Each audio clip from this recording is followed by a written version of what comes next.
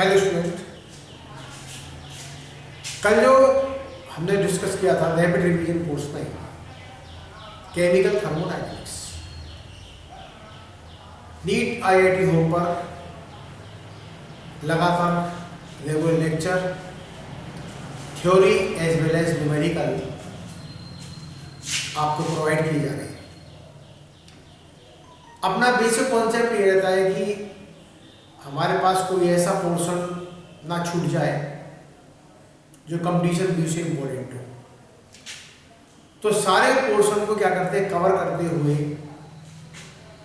एक हमने कोर्स तैयार किया, उसका नाम होता है रैपिड रिवीजन कोर्स, जो कई दिनों से नीट आईआईटी होम पर लगातार चल रहा है। इसमें जो कल मैं आपको डिस्कस किया था, थ्योरी अबाउट केमिकल थर्मोडायनेमिक्स, रासायनिक ऊष्मागतिकी के अंदर जो हमारी थ्योरी आती है, जो फॉर्मूले आते हैं और जो इम्पोर्टेंट कह सकते हैं हमारे पास कॉन्सेप्ट होते हैं, वो आपसे डिस्कस किए और उन्हीं फॉर्मूले का आज हम आपको यूज करना सिखाएंगे या वो कंसेप्चुअल प्रॉब्लम करवाएंगे जिस कॉन्सेप्ट का आप तुरंत इसका यूज में आसानी से कर सकते हैं। तो अपना जो आज का व्यू है, जो किया गया है यहाँ पर न्यूमेरिकल्स ऑफ केमिकल थर्मोडायनेमिक्स। तो आज जो अपन स्टडी करते हैं वो आपको क्या पोर्शन दिया है इसमें यहाँ पर, केमिकल थर्मोडायनेमिक्स के न्यूमेरिकल्स। तो वही प्रॉब्लम देगी। पहला क्वेश्चन क्या है, इसमें स्टार्ट करते हैं।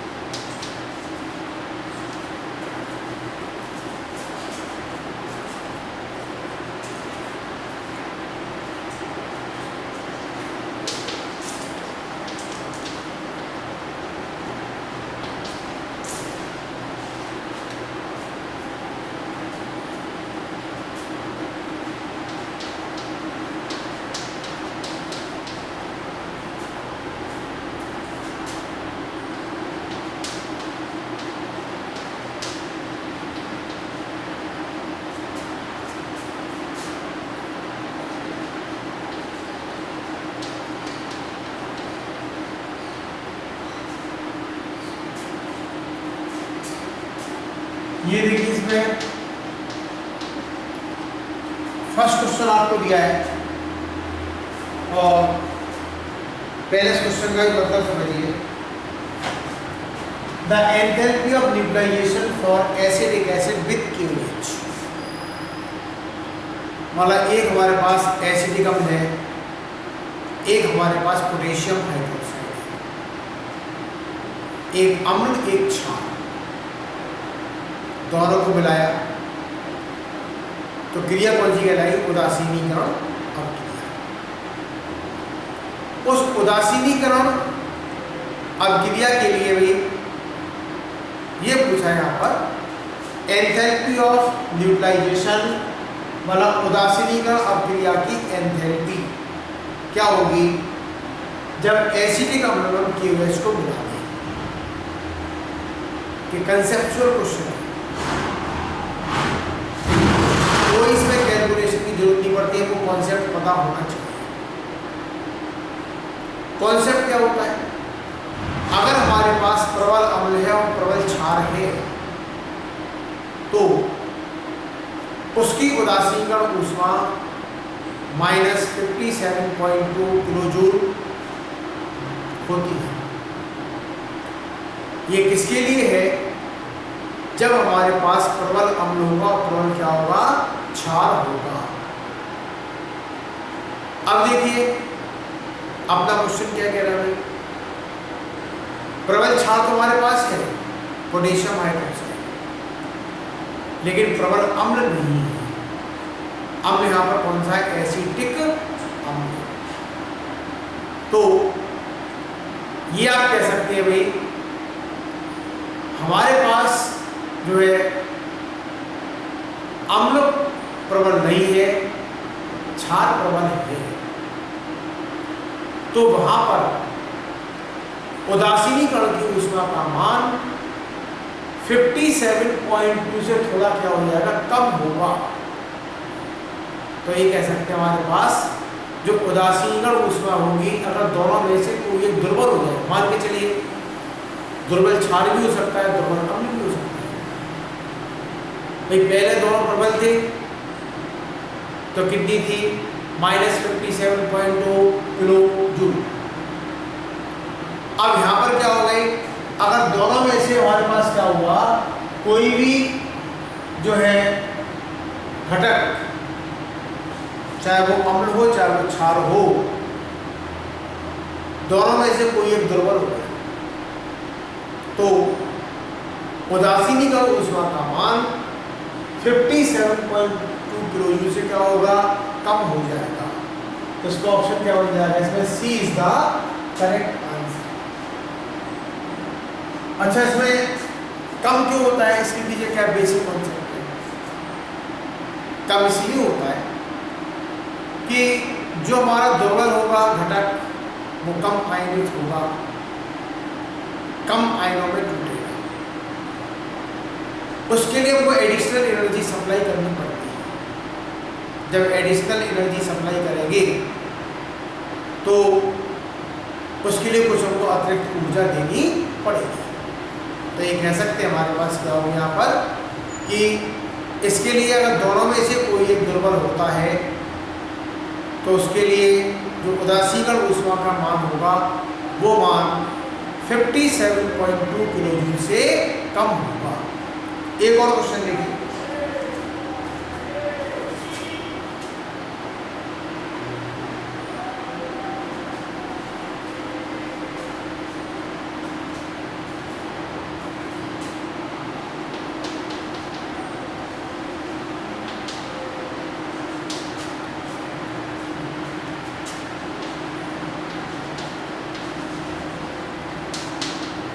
अगला जो क्वेश्चन है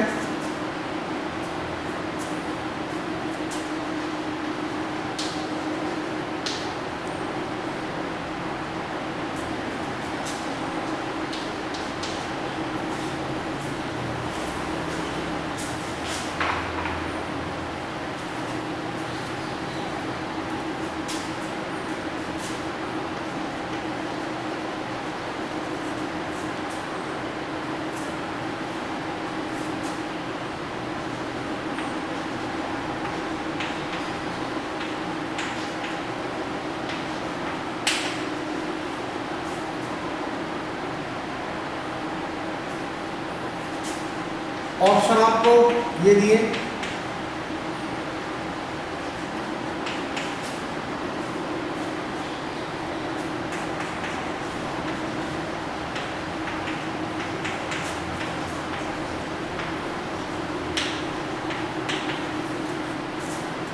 और इस तरीके से ऑप्शन आपको दिए।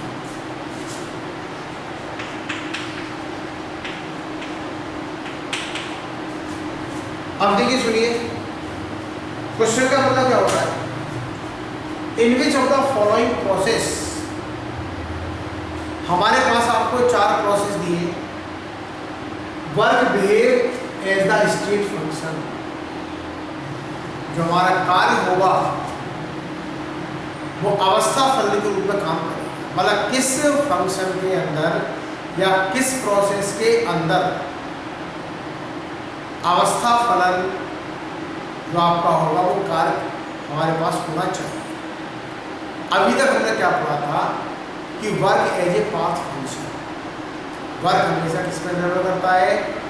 उस मार्ग पर निर्भर करता है, पथ फलन होता है। यहाँ पर कॉन्सेप्ट आपका चेंज हो गया।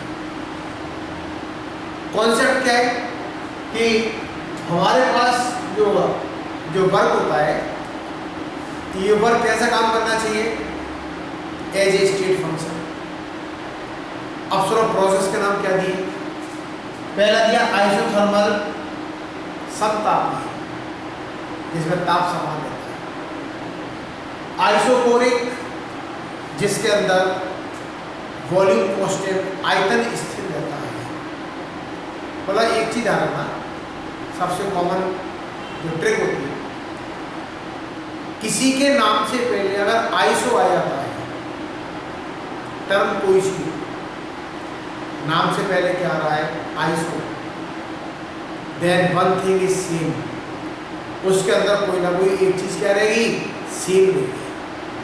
हमने कह दिया आपसे जो है आइसो बारिक, बार किसके लिए, प्रेशर के लिए, समतापीय।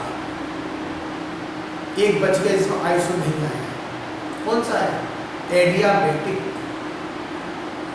इसके नाम से पहले आइसो नहीं आया है, फिर भी इसके अंदर नो एक्सचेंज ऑफ हीट, ऊष्मा का कोई आदान प्रदान नहीं होगा, ना ऊष्मा सिस्टम के अंदर जा सकती है, ना ऊष्मा सिस्टम से बाहर आ सकती है। तो एडियाबैटिक मानी होता है कि जिसके अंदर ऊष्मा का कोई एक्सचेंज ना हो। अब इसको बताओ कैसे करें, हमको वो फॉर्मूला चाहिए जिसमें W का प्रयोग होता है। हमने क्या लिखा इसमें, डेल्टा U हमारे पास क्या होगा, Q प्लस W। इसको क्या पढ़ते हैं, फर्स्ट लॉ ऑफ थर्मोडायनेमिक्स, ऊष्मागतिकी का प्रथम नियम। अब देखिए यहां पर हमारे पास केवल Q आ रहा है, और Q किसके लिए होता है, एडियाबैटिक। एडियाबैटिक का हमारे पास फॉर एडियाबैटिक, तो हमारा Q कितना हो गया, 0। तो डेल्टा U हमारे पास क्या हो जाएगा, इसमें ओवर W। एडियाबैटिक के लिए हमारा Q कितना हो गया, 0 हो गया, तो डेल्टा U कितना हो जाएगा, हमारा वही W। मतलब जो W किसके बराबर, डेल्टा U, और डेल्टा U क्या होता है, हमारा स्टेट फंक्शन, अवस्था फलन होता है। तो हमारा ऑप्शन क्या हो जाएगा, ऐसे हो जाएगा इसमें एडियाबैटिक। जितना पहले नोट करें,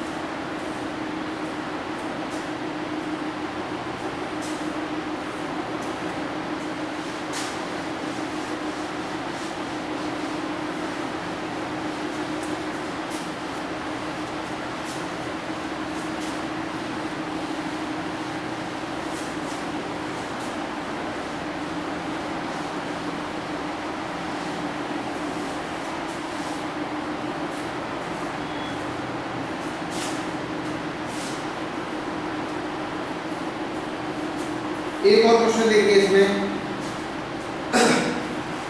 जो है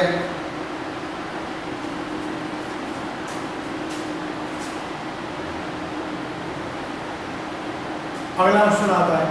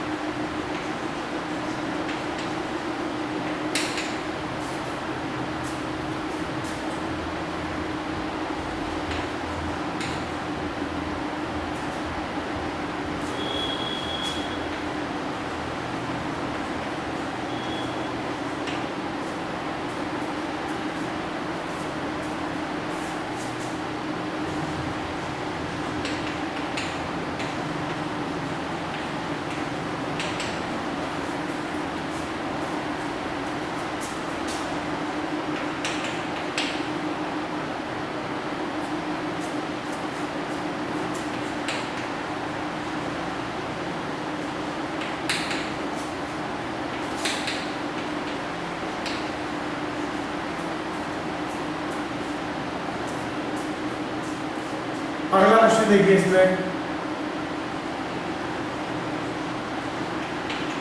ऑप्शन आपको दिए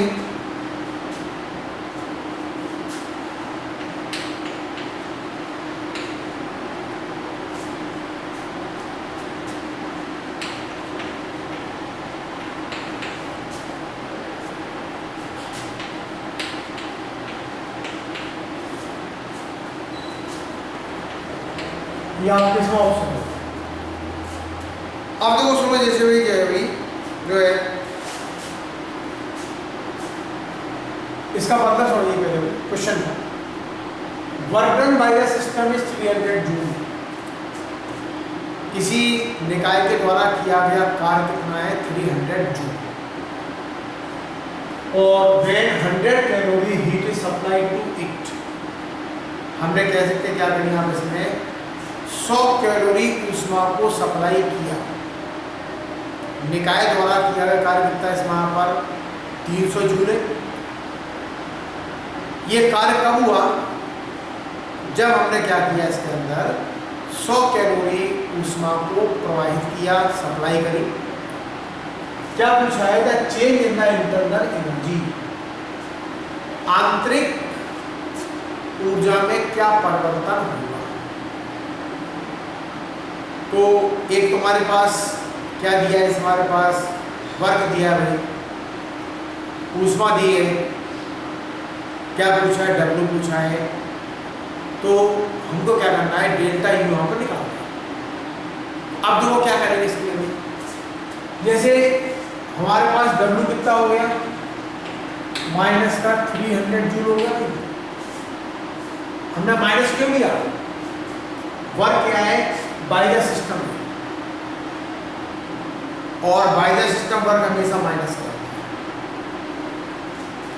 और क्या दिया इसमें क्यू आपको दिया 100 कैलोरी। सबसे मेन कॉन्सेप्ट इंपॉर्टेंट जिससे अक्सर गलती होती है यहां पर जूल है यहां पर कैलोरी है। एक और चीज हमारे सारे ऑप्शन किसमें जूल में माइनस का 200 जूल है 400 ये भी जूल में है 720 जूल में भी है 120 क्या है जूल में। हमने 20 को क्यों लिखी है तो पहला आपने दिखा दिया वही बीच वाला वही यूनिट है। तो यहाँ पर कह सकते हैं हमारे पास जो है सारे ऑप्शन किसमें जूल में। तो अपन क्या करेंगे कैलोरी वाले को जूल में चेंज करो। देखिए 1 कैलोरी में हमारे पास क्या होते हैं 4.2 जूल होती है 1 कैलोरी। तो हमारा क्यू कितना हो जाएगा इसमें 100 इंटू 4.2 हो गया तो 420 जूल। ये भी जूल में और ये भी जूल में आ गया। अब तो दोनों के यूनिट सेम हो गए। निकालना कैसे आपसे पूछा है डेल्टा यू ये हमारा क्वेश्चन है। अब देखिए हमको डेल्टा यू क्यू और डब्ल्यू का संबंध लगाना है। भाई दो टर्म को दिए, तीसरी पूछिए, हमको क्यू दिया है, डब्ल्यू दिया है, डेल्टा यू निकालना है। तो ऐसा फॉर्मूला यूज करो जिसमें डेल्टा यू आ जाए, क्यू आ जाए और डब्ल्यू आ जाए। एक ही फॉर्मूला, ऊष्मागतिकी का प्रथम नियम। और वो नियम क्या है इसमें, डेल्टा यू हमारे पास होता है क्यू प्लस डब्ल्यू। क्यू आपको कितना दिया है 420, डब्ल्यू आपका 300, तो आपको कितना हो गया 120 जूल। कितना clear? D is the correct answer. हमारा करेक्ट आंसर क्या हो गया? डी हो गया। कोई दिक्कत यहाँ तक? अगली क्वेश्चन देखेंगे, अगला क्या है?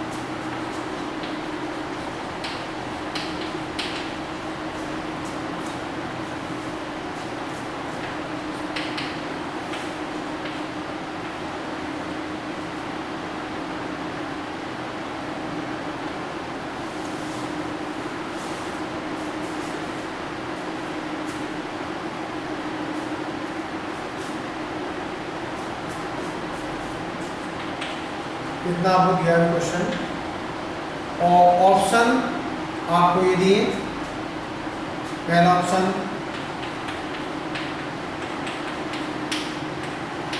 दूसरा ऑप्शन,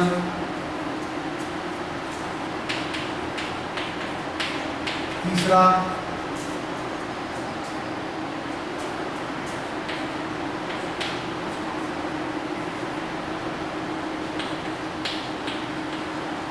और चौथा ऑप्शन आपको ये दिया है। चौथा ये आपका ऑप्शन। अब देखिए शुरू, पहले क्वेश्चन का मतलब समझो। क्वेश्चन क्या कह रहा है? फॉर गैसियस रिएक्शन,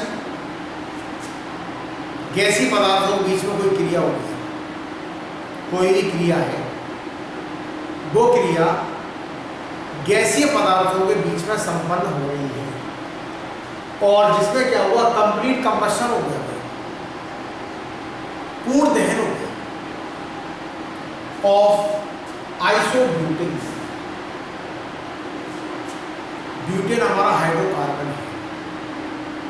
हम शुरू से पढ़ते आते हैं, जब किसी हाइड्रोकार्बन का दहन करें,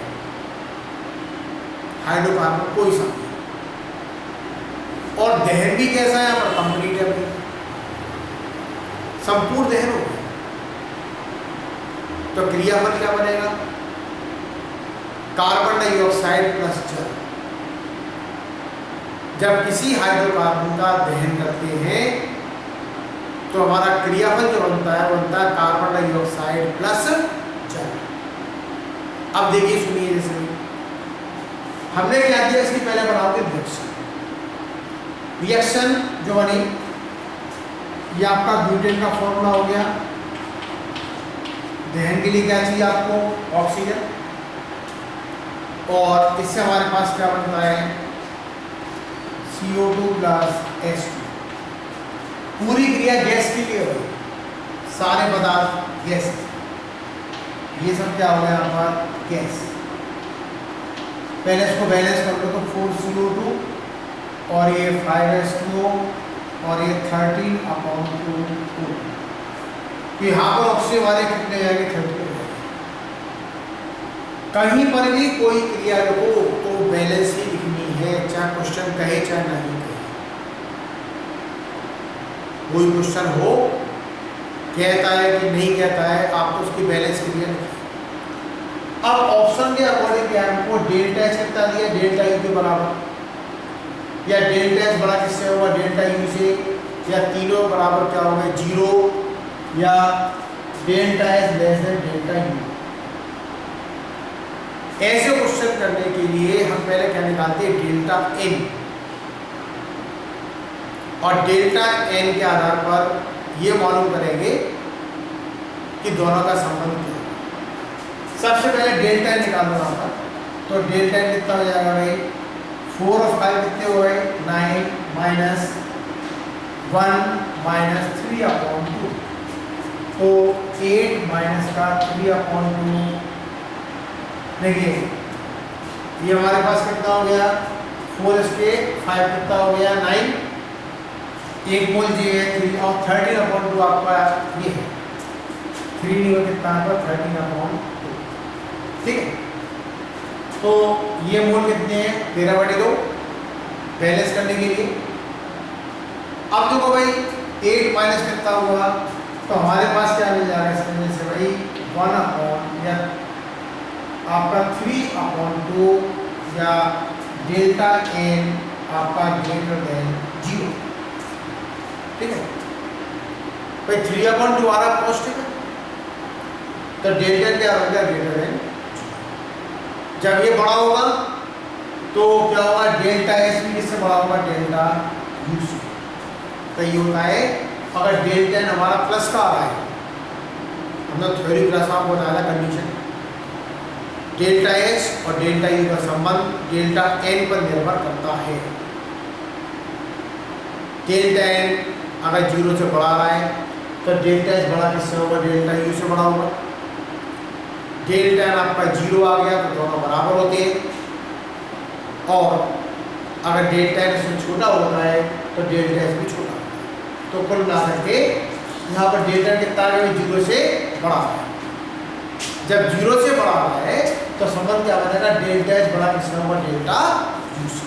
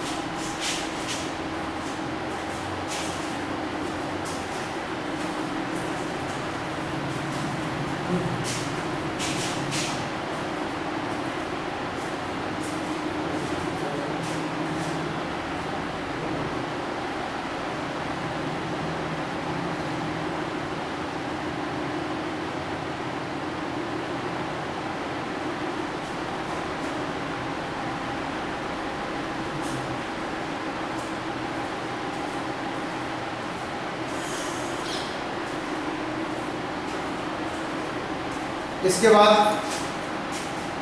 एक और क्वेश्चन देखें।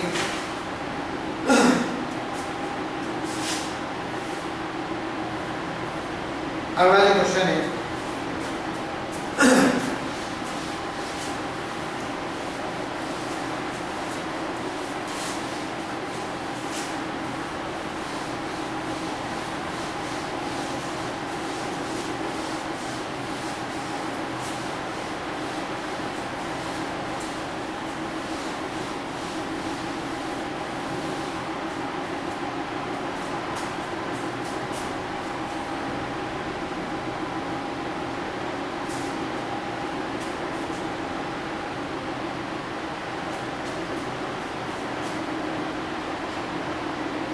एक आपको रिएक्शन दी है,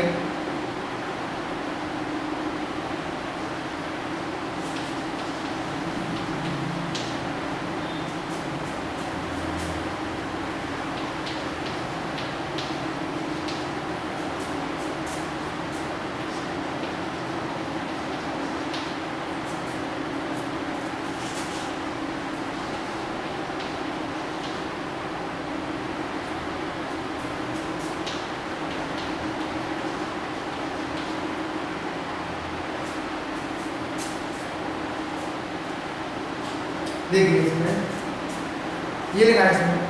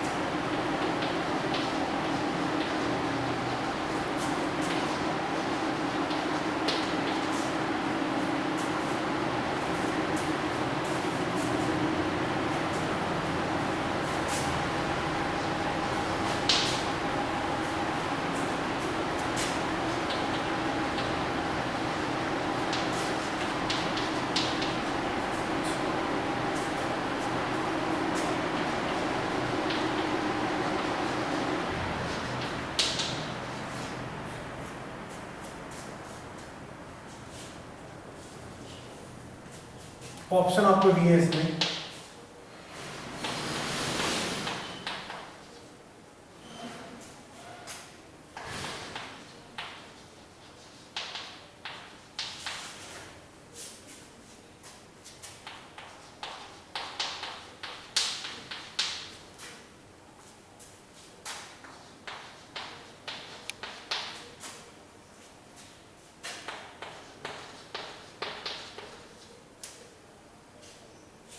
ये आपको ऑप्शन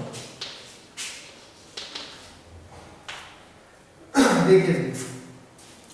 पहली बात तो क्वेश्चन का मतलब समझिए, हमारे पास जो है आपको रिएक्शन दिए और उस रिएक्शन का भी इसकी स्टेट दिखा दी, आपका कौन सी स्टेट में, ठोस अवस्था में या वो गैस अवस्था।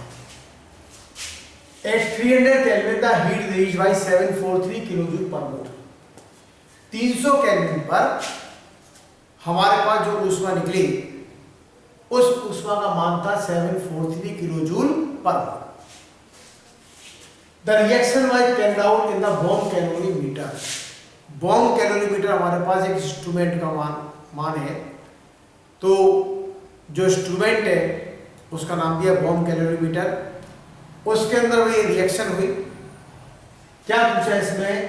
The value of delta H for the reaction, मतलब हमको जो रिएक्शन लिखी है उस रिएक्शन के लिए एंथैल्पी चेंज का मान, और 4 आपको दिए ऑप्शन।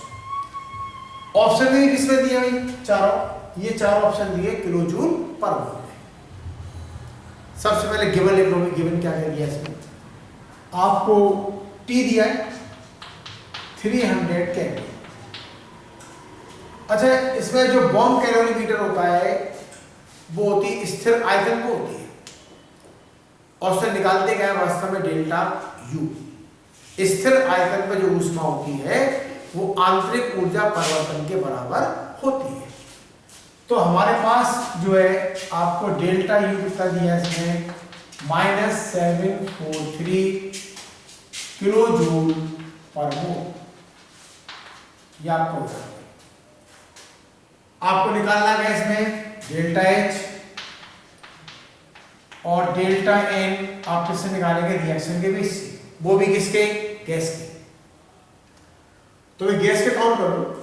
आपको दिया है क्रियाफल में 1 + 1 माइनस आपका 3/2 तो आपका ही बच जाएगा इसमें वहाँ पर 2 माइनस का 3/2 1/2 आपको क्या आ गया यहाँ पर मोल, वो भी किसके लिए अपन ने ओनली फॉर गैस, मोल केवल गैस के ही लिए, ठोस द्रव को छोड़ दिया।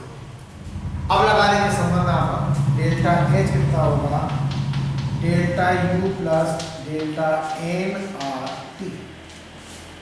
हमने आपको बताया थी डेल्टा एच और डेल्टा यू के दो संबंध बताए थे। पहला संबंध क्या था, डेल्टा एच कितना होता है delta U plus P delta भी होता है। ये कब लगाओगे, जब हमको आयतन दिया जाएगा, डेल्टा वी दिया जाएगा। और दूसरा क्या होता है डेल्टा एच कितना होगा delta U plus delta N R T. ये कब लगाना है, जब हमको कोई रासायनिक क्रिया दे रखी हो। वैल्यू पुट करेंगे इसमें यहाँ पर, तो डेल्टा यू कितना हो गया माइनस का 743, डेल्टा एन आपका 1/2, आर की वैल्यू पुट कर दो यहाँ पर 8.314 10 की पावर माइनस का 3। जो आपकी यूनिट है, यूनिट किसमें दिया है किलोजूल में, तो आर हमारे पास क्या रहेगा वो यहाँ पर किलोजूल में ही रहेगा, किलोजूल पर मोल। और टी कितना हो जाएगा इसमें यहाँ पर वही 300। इसको सॉल्व करेंगे तो आपको मिल जाएगा माइनस का 74.75 और किलो जूल पर मोल। तो कौन सा ऑप्शन बन जाएगा, B is the correct answer. इस तरीके से जो न्यूमेरिकल प्रॉब्लम होती है बहुत कॉन्सेप्ट बेस्ड होती है और ज़्यादा से ज़्यादा पर फॉर्मूले का यूज यहाँ पर कर सकते हैं। इतना पहले इसको नोट करें।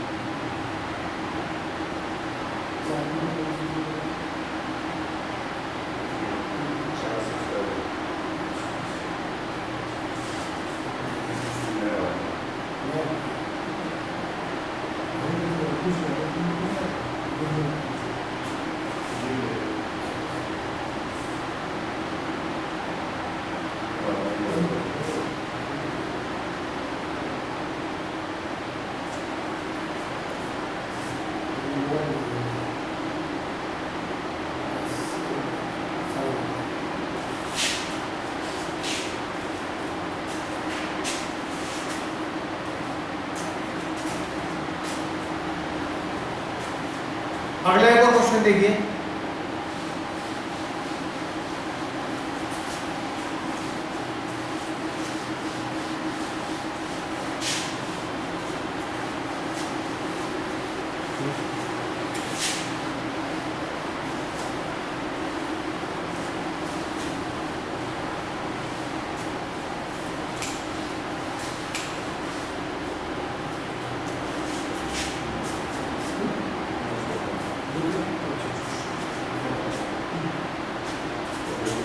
एक और देखिए इसमें, एक और जो क्वेश्चन है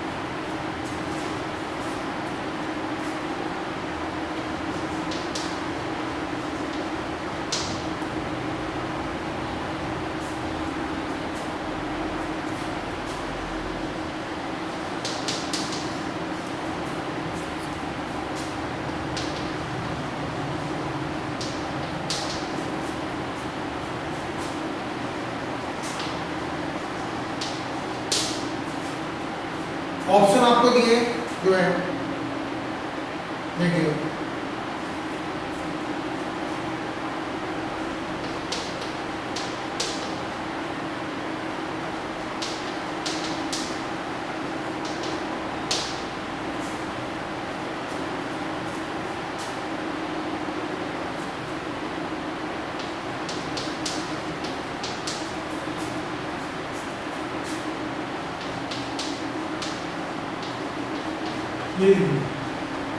ये आपको दिए ऑप्शन।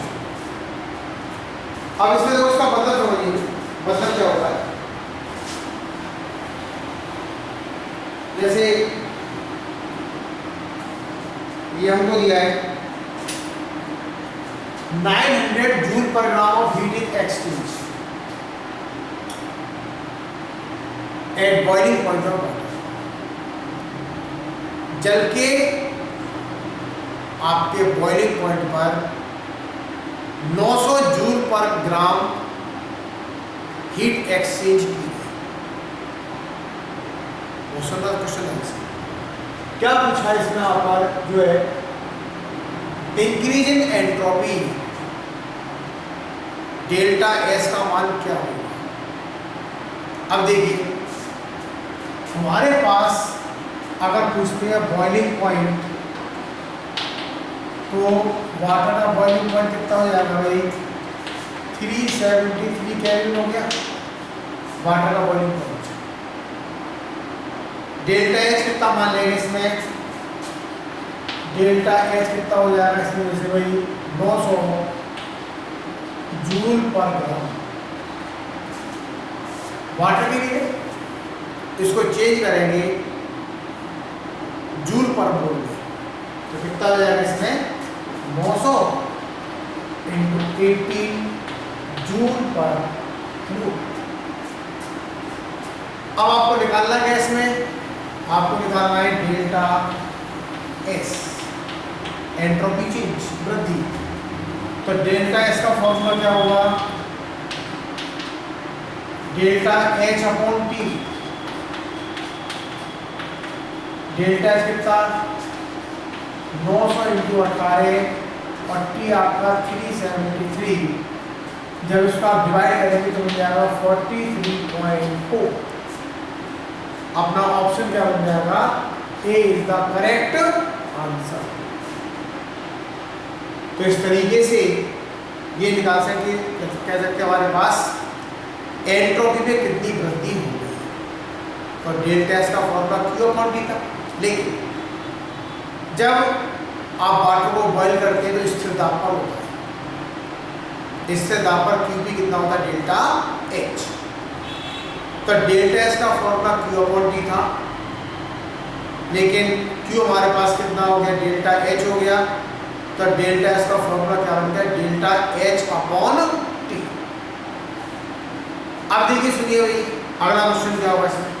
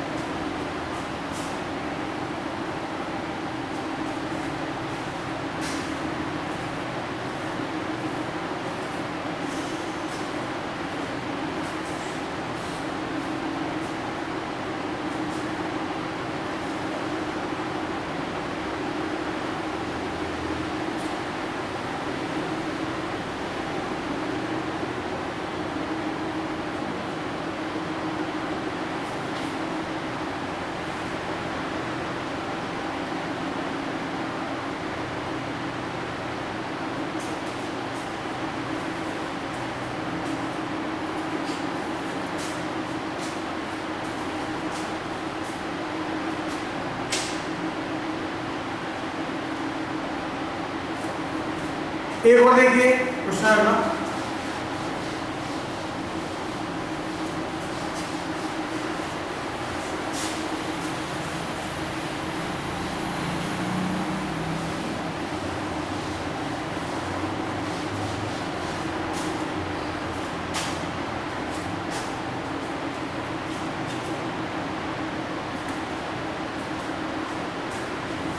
देखिए अगला क्वेश्चन आपको दिया है,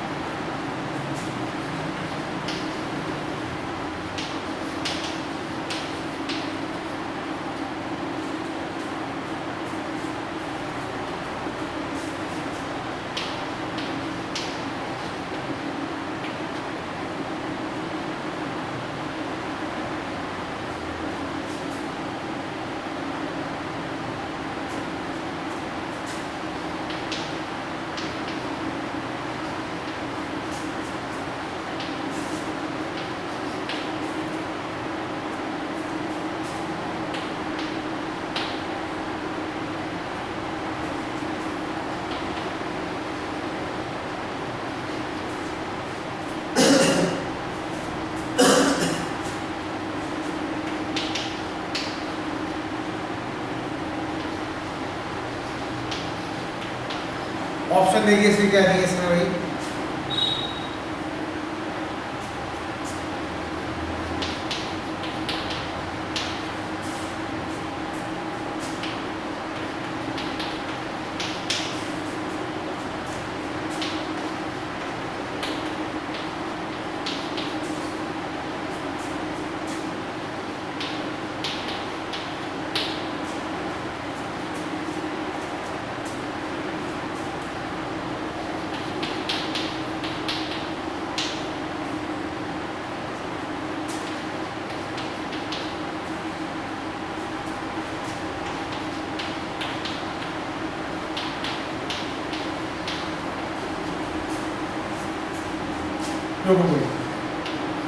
क्वेश्चन को बहुत ध्यान से आपको समझना है। हमने आपको लिख दिया इसके अंदर फॉर्मूला कौन सा यूज करेंगे। देखिए क्वेश्चन कह दिया 5 mole of ideal gas expends, मतलब आदर्श गैस के 5 मोल उनको हमने प्रसार किया, एक्सपेंड किया। आयतन पहले कितना था 8 डेसीमीटर क्यूब, जब एक्सपेंड होगा तो आयतन में क्या होगी वृद्धि होगी, और वो कितना हो गया 80 डेसीमीटर क्यूब। तो आयतन में वृद्धि हुई और कितनी हुई 8 डेसीमीटर क्यूब से 80 डेसीमीटर क्यूब इसकी क्या हो गई वृद्धि हुई।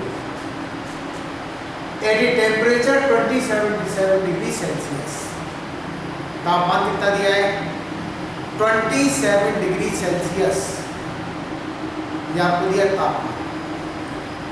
The change in entropy is, हमको क्या पूछी है, जब वृद्धि हो रही है एक्सपेंड हो रहा है तो एंट्रोपी के मान में कितनी वृद्धि होगी, एंट्रोपी चेंज कितना होगा, डेल्टा एस आपको निकालना है। अब देखिए डेल्टा एस का फॉर्मूला क्या है 2.33 nr log v2 upon v1, ये डेल्टा एस का फॉर्मूला है। हमको n कितना दिया इसमें 5 मोल, तो वैल्यू इसके अंदर भी रख दो आप इसमें 2. जब आप वैल्यू को रखेंगे इसमें क्या बनेगा इसका 2.303 n आपकी मोल कितनी हो गई 5। r किसमें चाहिए भाई जूल में, तो r कितना हो गया 8.314 और log v2 क्या है भाई अंतिम वाला 80/8। आप इसको सोल्व करेंगे तो आपको जाना 95.73। दोबारा सोचो ध्यान से, ये आपका आगे कांस्टेंट है भाई 2.33, आर की वैल्यू कितनी रखी यहाँ पर 8.314, यही वैल्यू क्यों रखी, हमको ऑप्शन किसमें जूल पर केल्विन में, तो हमको आर की वो वैल्यूज करनी है जो जूल में होनी चाहिए। आर की जूल में वैल्यू कितनी होती है 8.314 log v2 अपॉन v1, अंतिम आयतन अपॉन प्रारंभिक आयतन। अंतिम आयतन कितना दिया है 80 और प्रारंभिक कितना दिया है 8, और log 10 की वैल्यू कितनी होती है 1, तो सिंपली क्या करना, आपको तीनों का मल्टीप्लाई करेंगे तो आपका ये आंसर आएगा। एक और देखिए क्वेश्चन जो है, देखिए एक जो आपको क्वेश्चन दिया है जैसे हमारे पास